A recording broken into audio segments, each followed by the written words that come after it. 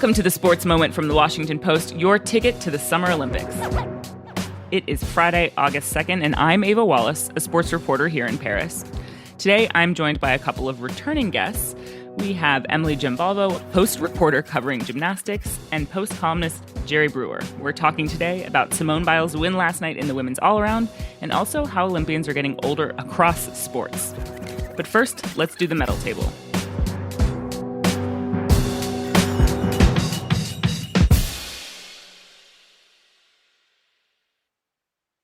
Jerry, Emily, great to have you both here. Hello. Thank you. Thanks, Ava. Everyone's dragging this morning. It was a late night in gymnastics. Okay, so here is the gold medal count as of 9 a.m. this morning in Paris. China is in the lead with 11 gold medals, but the United States jumped up to second place and has 9 gold medals. The U.S. is also leading in the overall medal count with 37 medals, and France, Australia, and Japan have 8 gold medals each. How do you think the United States is doing at the games here, you guys? Well, it's funny because as you were saying that, I was like, oh, this is all news to me. Because you've been locked in a gym. I've been in a gymnastics bubble. Yeah. The United States was, what was it, like pretty far down, had 5 golds yesterday. I did know yesterday that. morning. And then big day for the U.S. team. And those there are a couple wins in there that I want to talk about. We'll be coming back to Simone Biles in a moment. But first, Katie Ledecky won her 13th gold medal, that was a silver, as part of the 4x200 freestyle relay for the U.S., setting a record for the most Olympic medals won by a female swimmer. Jerry, have you been out to the pool yet? I've not been out to the pool yet, but I'm very happy for Katie. Let's do that again. No, I think that was leave this all in. I think that was perfect. Never record a podcast after you were at gymnastics. Honestly, until you guys, very late last night. It's going to be a really good day, really good recording today. All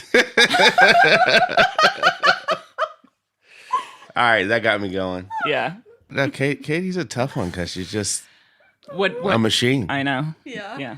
Another story I wanted to talk about is Olympic ratings have rebounded in a really big way after they plummeted during the Tokyo Games. That's something we've been talking about at this Olympics a lot as a games that really needed to draw people in again. And it seems like they have. Through the first 5 days of these Olympics, an average of 34 million people were watching primetime coverage on NBC and its streaming service Peacock, which is a 79% increase over Tokyo, according to NBC. I would love to see, I hope at the end of these games, we get some comparisons to 2016, those games in Rio, because I think it's hard to compare between the pandemic. It just felt like we were there like in a bubble and no one could hear us, no one could see what was going on. It does feel like though it's kind of broken through back home, I think. Like it's hard to know, but like I got some screenshots of a group chat that was talking about the men's gymnastics team final, and I was like, whoa, you guys aren't gymnastics fans. You are like casual sports fans. No one wants to see dystopian games. Mm-hmm. And there's so much superstar power here. Yeah. And I think that adds to the equation. So finally, some controversy erupted yesterday surrounding women boxers. Algeria's Iman Khali won her opening bout when her opponent, the Italian Angela Carini, quit less than a minute after taking a really hard punch to the nose. And the controversy is that Khali was disqualified at last year's International Boxing Association World Championships after it was, and I'm quoting here, proved that she has XY chromosomes. So it is important to say here that the tests that were done at these World Championships are extremely unclear, and there has never been evidence that Khalif had male chromosomes or elevated levels of testosterone. That organization, the International Boxing Association, does not run the boxing competition here. The IOC does, and they do not test for gender, which is, again, their wording. And both of these women have been competing at IOC events as women. Neither of them are transgender. Both identify as women. Jerry, you've written a lot about kind of issues surrounding transgender competing in sports and things that are bubbling up like this. I guess, were you surprised to see this? Yes, it caught me off guard because I have no idea who either of the boxers are. Yeah. And I think one thing, unfortunately, in sports is culture war in this era of this. When it comes to gender, we love a good ghost story. Mm-hmm. It just gets everyone riled up.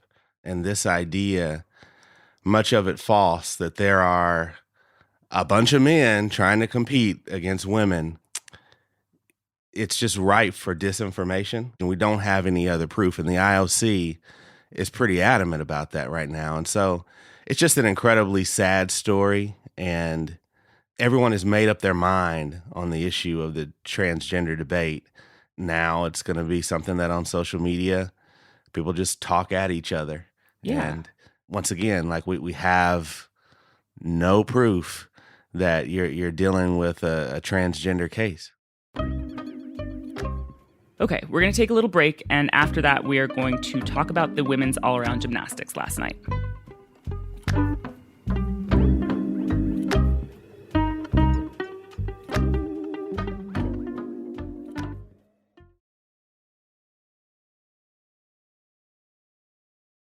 Okay, so I actually want to establish something before we begin, Emily, which people may not know. I have never met a reporter, Emily, who knows more about gymnastics than you do. Certainly not who works in the mainstream media. And I know you came by your expertise naturally. Would you please explain your history of gymnastics briefly? Yes, I did gymnastics for 15 years. Elite gymnastics. No, elite is an official title in gymnastics, which is like the top of the top. See, this is what I mean. I did level 10, which is the top level in the developmental program that 99.9% of people participate in in the United States. And I was a pretty mediocre level 10, so I wasn't crushing it out there. But I did it my whole life from second grade on. I was practicing 4 days a week at least, and it consumed every bit of me as a kid. Fun. Jerry, you too? Gymnastics in your past, or? No, I did elite dribbling the basketball off my foot. Oh, very good. And elite poor dieting. Okay, so we have two experts here with us. Okay, so I do want to kind of lay out a couple of quick facts about last night's meet before we get going. So Biles took gold with a 1.199 point margin over Brazil's Rebeca Andrade, who claimed silver, and that is one of the tightest victories in Simone Biles' career. She's the first woman to win all-around gold at non-consecutive Olympics because she won in 2016, if you remember, and this is the sixth Olympic gold for Biles, which is the most for any U.S. gymnast. And Sunisa Lee, also from the United States, took bronze. Okay, so Emily, I was struck by something you wrote in our coverage last night that you said that's a meet that a lot of gymnastics fans, such as yourself, are going to watch back for years to come. Why did you say that? It just felt perfect. You know, like I was sitting there and I was like, this was the perfect meet. You had like these incredible storylines of Simone Biles conquering everything she went through in Tokyo. Mm-hmm. You have Rebeca Andrade, who is just incredible. I mean, like fantastic. The total package. Yeah. Like I love watching her. And she's gone through major knee injuries and has kind of emerged as this like legit challenger to Simone Biles, which is something Simone Biles has not had to deal with. And then you have Sunisa Lee, the reigning Olympic all-around champion, who has had kidney disease in the last year. Like, you know, it's like these three great gymnasts, and there was a really awesome race for the bronze medal too, which is obviously not the one that the casuals were tuned in for, but that was really exciting. Shot to the casuals. And it was just like the stories were great. Simone Biles was human, you know. She like she can mess up. She's so good, but like she does have errors sometime. And what makes her so incredible is that she can withstand those errors because she's so good everywhere else. So it's like I can't remember the last time Simone Biles has been in a legit deficit. Like she had to hit that beam routine. Yeah. For as much experience as she has, like she doesn't actually have a ton of experience in competitions where it's like, close. Oh, my medal depends on this. Normally, she's just like cruising and she knows she's going to win. Jerry, we were kind of joking a little bit about Katie Ledecky's dominance, but what does it mean for Simone Biles? I mean, she's accomplished so much. I think in some ways, Simone Biles' legacy had already been cemented. I mean, she has the Presidential Medal of Freedom, right, before she was 30 years old. She's 27 years old. And what she means to people, yes, she needed another all-around gold, but even if she hadn't, we had already seen her as human. And so I think we would have just said, it just would have been one of those passing of the torch moments back to her sport in which you can't win all the time. But for her to stare down those demons, if you will, of the past Olympics, and to be in the first Olympics in which you have two former Olympic champions going at it, and Andrade, a former silver medalist. There's never been a field at the top that accomplished. And it was amazing to see that last night. There was an incredible amount of poise. It wasn't about perfection. It was about poise. And We don't think about the word grit in gymnastics often, but there was a lot of grit in those performances, particularly by Simone and by Suni at the end to get the bronze. And you know what's crazy when he says grit? When Simone Biles does that floor routine, she very often bounces out of bounds. She has a few landing errors. Yeah, like she's not perfect. Her skills are so hard. She's so powerful. She has a cushion to... Yeah, but like last night, she was perfect on her landings. You know, it just to me felt like the type routine where she was like, oh, I'm Simone Biles and I know I have to do this well. And guess what? I can do it. Is this the best she's ever been in her career? Overall, I think yes. In the all-around final, no. Obviously, she had a mistake. Sure. But her routines are just as hard as what they were before Tokyo. And I think she's doing them better. She's added a few small things that help her scores. Yeah, I think she's better than she's ever been. Is that normal for a gymnast to be hitting their peak this far into their career? Like, how is that possible? I mean, I always try to be careful with how I explain it because I think nobody thought that was normal. Okay. There was this really strong perception that gymnasts peaked when they were 16. Sure. Maybe 18. I mean, Nastia Liukin in 2008 was considered like over the hill. Yeah. People did not go into their 20s, and a lot of them, you know, their bodies were broken. It was this really intense system. They couldn't do it that long.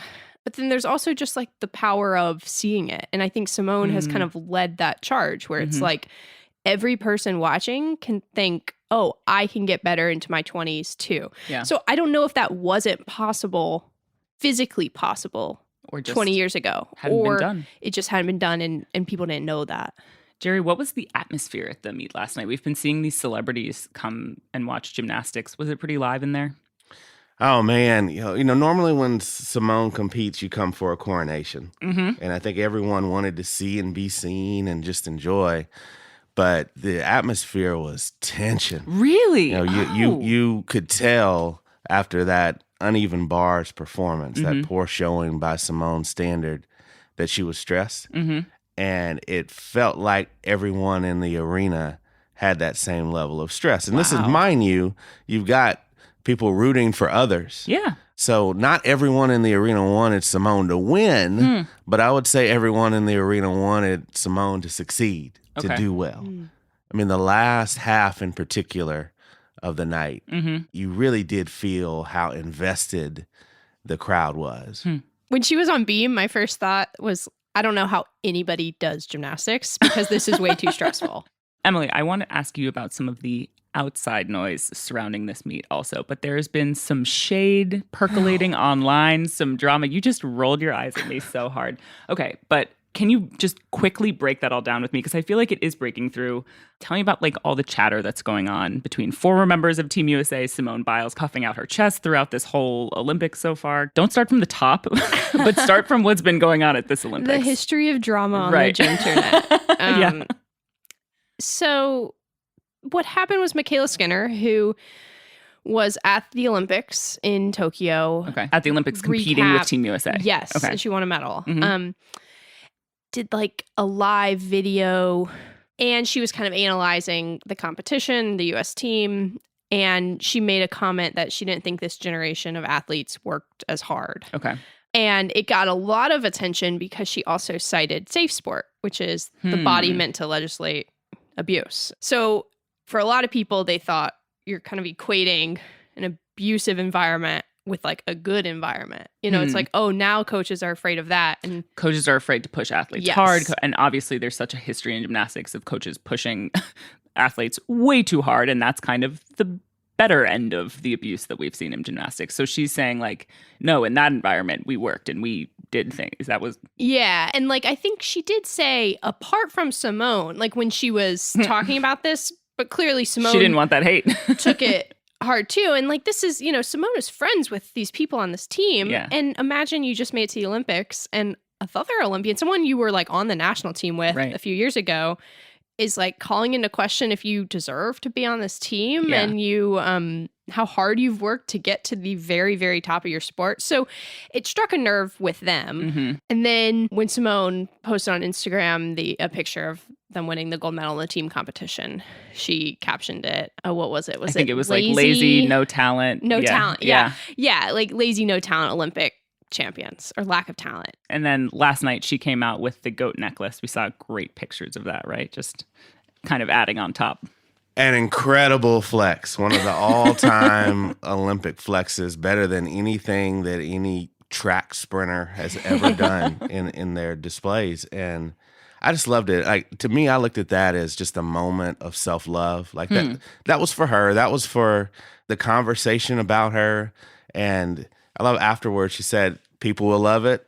Some people will hate it. It's the best of both worlds. And it's a world that she owns now. Something I was thinking watching last night on TV is like, Simone Biles, so talented.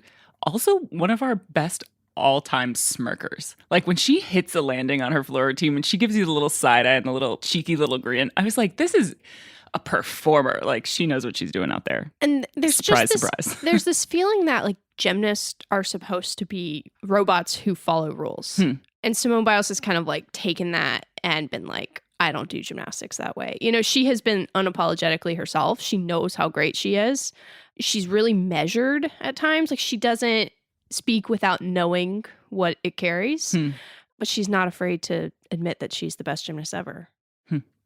And as you mentioned, and I want to kind of get into, Jerry, a column that she wrote that I really enjoyed about how we're seeing older athletes across sports at the Olympics more and more. Emily, you mentioned how she's still getting better. She's 27 years old.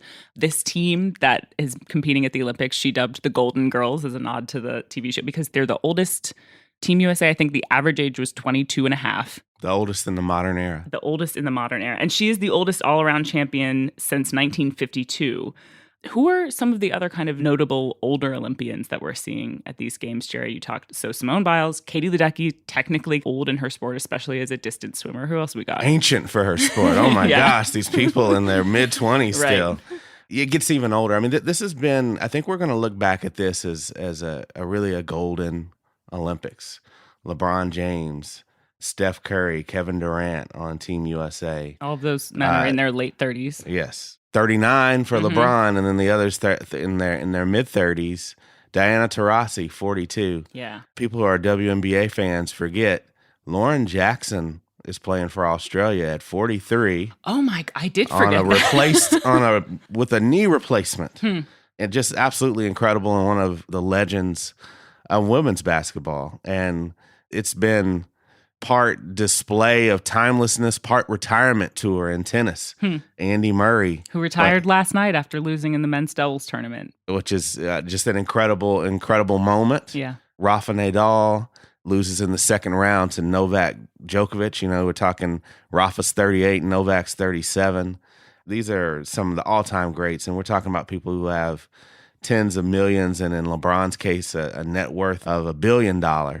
But they're here competing, and that takes you to some of the other Olympians who are just old in events like equestrian where you can kind of shooting, age, where you can. We have a 10-time Olympian here, and so many 5- and 6-time Olympians in some of these sports. The age range at these Olympics goes from 11 to 65. And I'm here for it. Like I'm old enough at 46 to remember when there was just this fierce protection of amateurism. Yeah. Whatever the heck that means. And they just defined it as, we just don't want these people to make a bunch of money and come to the Olympics. They're going to ruin the games. Yeah. Now people who make a bunch of money come to the Olympics, and they have, I think, pushed the games forward, or at least interest in them.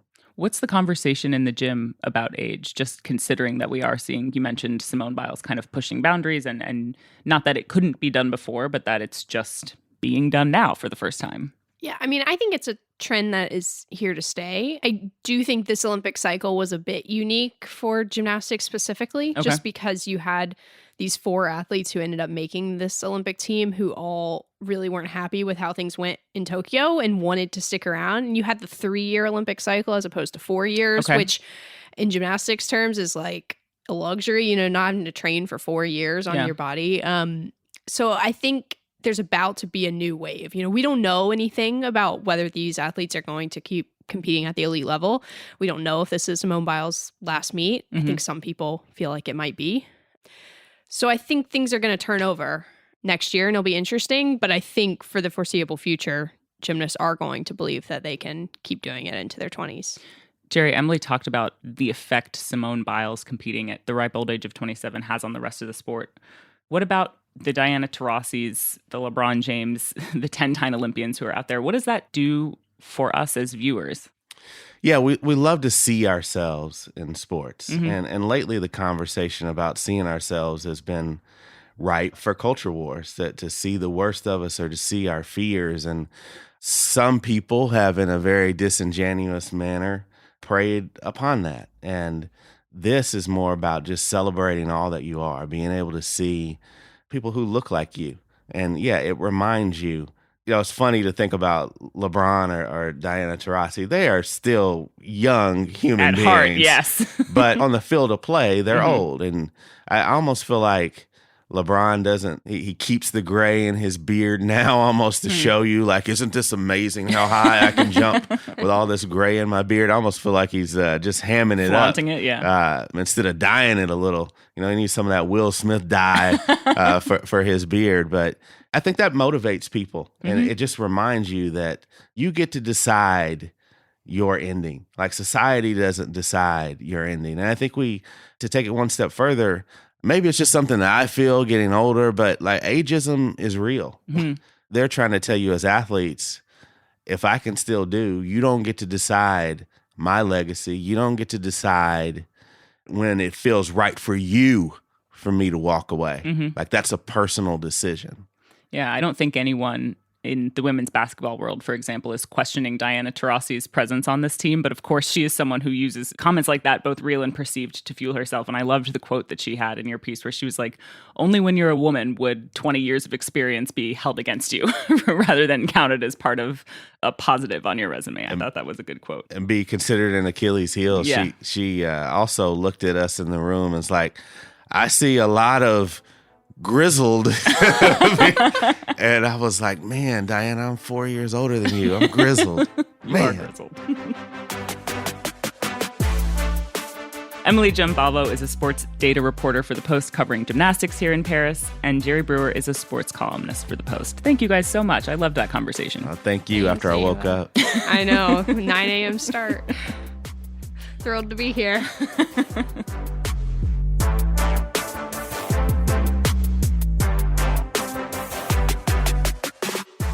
Before we go, here are a couple of big events happening today.